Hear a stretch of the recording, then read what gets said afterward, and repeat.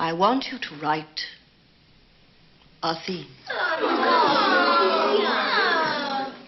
Theme is not just for book reports. Your theme may actually be the most important thing in your story, and in the end, I'll explain why. In this video, we'll discuss how you find the theme of your story, but first we'll need to hear the endings of a few films, because as you'll see, knowing your ending is part of knowing the theme. So I'm going to spoil these movies for you, so if you haven't seen them, maybe watch them before. We'll use Star Wars and Wizard of Oz because everyone has seen these, and there will be legitimate spoilers for the following 3 films: Vertigo, Inception, and The Shawshank Redemption. You've probably seen them. If you haven't seen these 3, watch them now. They're incredible. Get off YouTube and go watch them instead of watch some asshole talk about actually, don't get off YouTube. I'm kidding. I need the views. Part 1. How to find your theme. How do you find your theme? Answer: don't. Not yet. Anyway, look, you should never go in knowing your theme for the same reason you don't want the audience to see it coming, at least not on the first viewing. Theme is supposed to be felt, not heard. If you go in knowing what the story says, you are a propagandist, not a storyteller. And the truth is, if you try to tell your audience what to think, no one's going to listen to you, and they shouldn't. It is proven fact that no one's mind is changed by talking. Everyone enters into a discussion with their mind made up. It's all about confirmation bias. But a story can slip past the audience's defenses and hit them emotionally. Shakespeare writes about this in his comedy, As You Like It. There's this character, Jacques, who is a sour, depressed asshole. He's always telling people how to live. So basically everyone on Twitter. And he meets a clown. No, not that clown. This is a good, only mildly scary clown. And the clown dispenses wisdom with a joke, and his ideas get beyond the defenses of the audience. So Jacques decides he wants to be like the clown. Be like the clown, not like Jacques. If the audience knows the theme, the defenses go up like your racist uncle on Thanksgiving. The other reason why you don't go in with a theme is, I hate to break it to you, we're not that smart, nor are we some moral authority. Our job is not to tell the filthy masses how to behave. Our job as writers is to enter into our own subconscious, explore what we're obsessed with, what is bothering us. So your gut was telling you to write the story, wasn't it? And only after the story is told will you know what it means. I'd recommend that maybe halfway through writing a story, once you know the ending, then you can explore the question, what does it all mean? But you must know the ending first, because the ending is the key to understanding the meaning. We have to start backwards. Part 2, the backwards method. The plot contains the theme. There's a math here, a formula, a way of solving for X. By watching a movie backwards, we'll see that certain plot points connect and rhyme to give us the story's theme. But you can only see it backwards. And this is what is so strong about this way. We don't want the audience to see it coming. It's like this bit in Inception. If I tell you not to think about elephants, what are you thinking about? Elephants. When we can't tell the audience that this is what this is about, it's got to be felt. Let's take The Wizard of Oz as an example, because it's mythic and pure and easy to digest, and then we'll go deeper later. But what does Dorothy learn in the end? She learns there is no place like home. This is the ending, but what does it mean? Well, Dorothy looks for everything outside of herself, and in the end she realized she had everything she needed all along. The denouement, the untying of knots, shows us how Dorothy has been changed by the story. Now we rewind a bit and we see the resolution. The meaning of the resolution is a judgment. This is what you get for how you conducted yourself during the story. In general, a character that changes will be given a reward. A character that fails to change will be punished. There are stories that break this, like Nightcrawler, where the character doesn't change and is not punished, but in general, a character that changes will be rewarded. Dorothy, having changed her ways, is given a way home. Now we rewind further and we see the moment that they change. This is possibly the most pivotal moment of the story. This is the moment in which the character shows us they have changed. I call it the big change moment. In this moment, they will make a decision. Dorothy takes it into her own hands and kills the witch. Luke Skywalker forgoes the targeting computer. Cobb in Inception decides that Mal is not his wife and only a projection.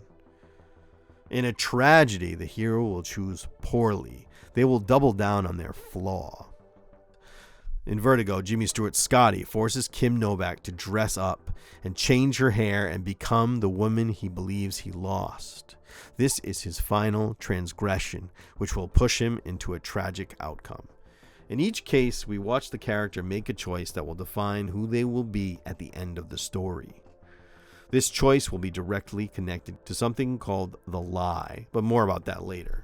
Rewind again all the way back to Act 1. There will be a moment early on, a hint that the character is off balance, that there's something wrong with them.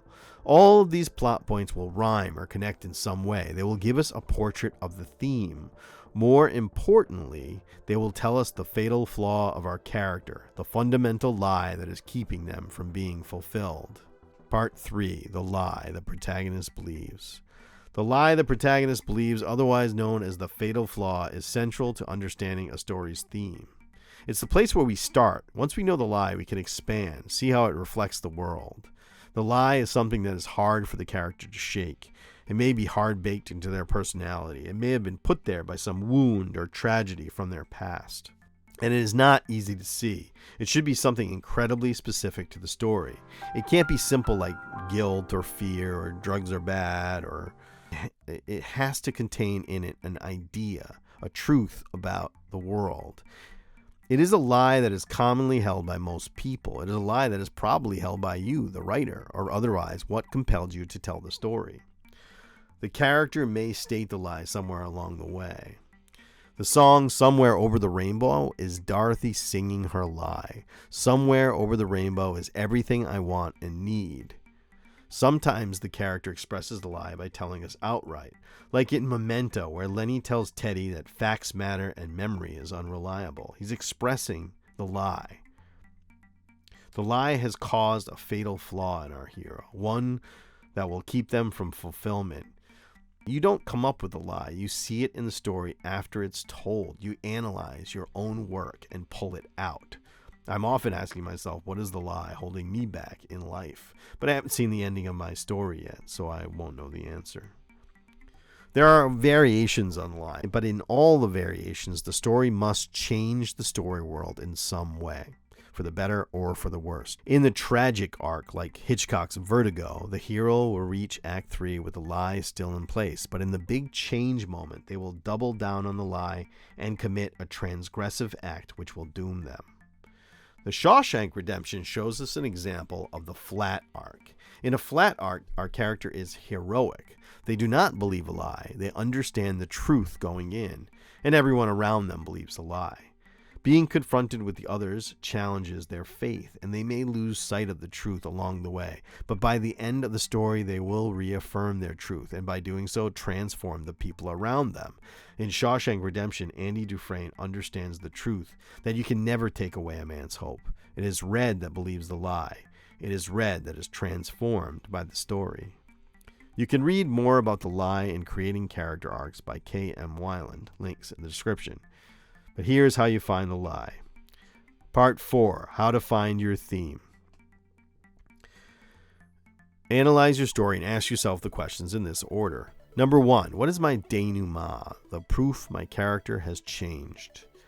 Number 2, what is the resolution? This is the judgment the character faces. Is it a comedy or a tragedy? Number 3, what choice do they make in Act 3, in the big change moment? Part 4. Number 4. What flaw or lie does this choice undo? The truth may be faced at the midpoint, but the character is not ready to face it. Number 5. Go back to the beginning. In the first act, your character will have a moment that shows they are off balance. This is the first moment that shows us the character's lie. It usually goes unseen. Look at how the change moment reflects or undoes the lie. This is the basis of your theme. I'll walk you through this using Inception. In the final moment of Inception, no, we're not going to talk about the stupid top. You can find a million other people talking about the top. And it falls over, by the way. What I want to talk about is what happens before the top topples over. This is the denouement, or denouement if you prefer, the proof that Cobb has changed. Cobb enters his house and he sees his children. They turn and face him, and we see their faces for the very first time. This shows us how Cobb has been transformed by the story, and it reflects the opening scene, where Cobb wakes up on the beach and sees his children. He chases them, but they do not turn around. See how those two moments reflect each other. Now we rewind. Cobb has succeeded in changing Fisher. The job is done. He will see his kids again. This tells us this is an upending and not a tragedy. Again, if you really want to talk about the stupid top, this is why the top must topple over. If no, it makes Inception a tragedy. But it isn't, because, let's rewind even further, to the big change moment. Cobb, confronted by Mal, she asks him to stay with her in the dream world, reestablishing the core question of the movie. Is there a difference between the dream and reality? Cobb answers definitively, yes. You are not my wife. You are just a projection. Cobb has undone the lie. He has changed. We rewind further to the all is lost moment. Cobb has his rifle trained on Mal, but he cannot pull the trigger. He is not sure that she is not his wife. The lie has caused the all is lost moment. This is a really powerful use of the structure. Now go back further, and the lie is established in a moment I call the hey, you know what your problem is moment. In many movies, some other character will come to our protagonist and say, hey, you know what your problem is? The hero will deny it, but in the end, the other character is right. Ariadne tells Cobb he does not know the difference between reality and the dream. This is the lie. We go back even further, and in the first act, there is a hint that Cobb is off balance. It passes by without us noticing. This is how it should work. It should go by in stealth, so that only on a repeated viewing can we put it all together. Cobb, after calling home, picks up the gun and holds it next to his head. On a first viewing, it appears he's just paranoid, worried he's in danger, being chased by the corporation, mad at him for failing the job. But on a second viewing, we realize he is thinking about shooting himself, knowing that if he dies in the dream, he may wake up and be with his wife again. Now the math, the solving for X, goes like this. In the end, Cobb has changed, so it is an upending, a positive change arc. Cobb's big change moment is he decides that Mal is not his wife. He decides there is a difference between dream and reality. This moment reflects the, hey, you know what your problem is? Cobb changes when he realizes there is a difference between dream and objective reality. That is the core theme of Inception. But we don't call it that. We call it the controlling idea. Part 6, the controlling idea. In Robert McKee's story, he talks about a concept called the controlling idea. More specific than a theme, the controlling idea is the statement the story makes. Of course, this is always subjective, but I can give you some examples. In Vertigo, the controlling idea is that man's subjugation of women destroys both the man and the woman. The controlling idea for Inception is that there is such a thing as an objective reality, but the blurring of dream and reality make it hard to find. The writer, Paddy Chayefsky, when he was halfway through a script and he understood the controlling idea, he would type it out on a piece of paper and place it above his writing station. Then everything he wrote going forward would either support or refute the controlling idea. He did not start the movie knowing what he wanted to say, but once he knew it, he would be able to amplify it throughout the script, weaving it through the details, and that's the next step. Once you understand your theme, you can amplify it through the script, strengthening it. It's important to do this with a subtle touch. That's why I prefer not to overstate it. Too many movies nowadays ruin their theme by having their characters preach it to the audience. If you do this right, you won't need to say it. It will be felt within the plot points and the arc of the characters.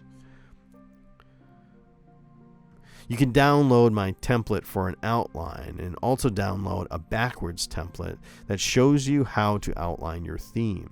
You'll find a link to download that in the description of this video. Map it out and do the math, and you will begin to understand your story on a deeper level. And when you figure out what that lie is, now you can build off of it. You can begin to weave the details through. If you'd like to see more stories analyzed, check out my video series analyzing the structure of several films. Subscribe to Catharsis Machine. In part 2 of this video, we'll discuss how you can weave the details throughout your screenplay to strengthen the theme.